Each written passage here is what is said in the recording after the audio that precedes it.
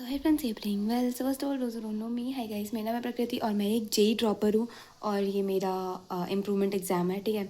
तो मैं मतलब दूसरी बार बोर्ड दे रही हूँ और मेरे 75% का क्राइटेरिया फुलफिल नहीं हुआ था लास्ट ईयर, तो इसलिए, ठीक है। और अभी हम पेपर रिव्यू करते हैं। तो ये देखो, सबसे पहले तो मैं ये कर रही थी कि एटलीस्ट इतने तो मार्क्स आ जाएंगे।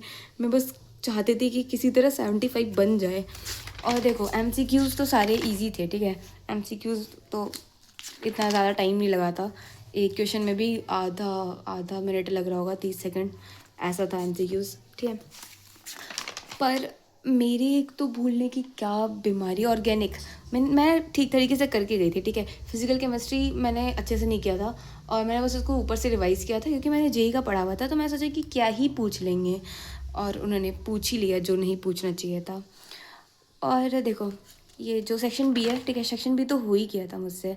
सेक्शन सी आते आते तक ना मैं सब चीज़ें भूल रही थी। जब मैंने जो 15 सेकंड मिलते हैं ना उसमें पेपर ऐसे देखा था, तो मुझे लगा था हाँ ये तो हो जाएगा, इसमें तो पक्का 90+ बनेंगे, ठीक है, 100 आउट ऑफ। पर पेपर करते करते तक मैं बहुत ज़्यादा हालत ख़राब हो गई थी। पेपर लेंदी था, ठीक है।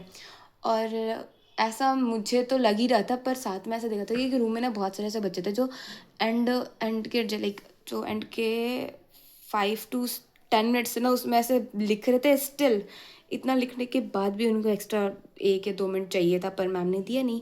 तो हाँ, बहुत ज़्यादा ही लेंदी था। और मैं ये रिएक्शंस भूल गई, ठीक है। ये जो क्वेश्चन है ना 3 मार्क्स का, ये मैंने नहीं किया, ये नेम रिएक्शन वाला। बाकी ये वाला तो फिर भी कर ही लिया था। और ये 28 क्वेश्चन में भी ना मेरे को थोड़ा डाउट हो रहा था, बट स्टिल कुछ ना कुछ लिख दिया, क्या पता मार्क्स मिल जाए। मैं चलो, सेक्शन डी जो है वो भी हो गया था, पर जो सेक्शन ई था ना वो थोड़ा अनोइंग था क्योंकि मैं भूल चुकी थी। इसमें बी वाला पार्ट है 31 क्वेश्चन का, वो तो हो गया, ठीक है। और ए वाला तो नहीं किया था मैंने क्योंकि इसे नहीं पढ़ा जा रहा था इतना, पता नहीं क्या लिखा है, मैंने पढ़ा भी नहीं पूरा क्वेश्चन ऊपर का। ये वाला आता तो मैंने कर लिया था।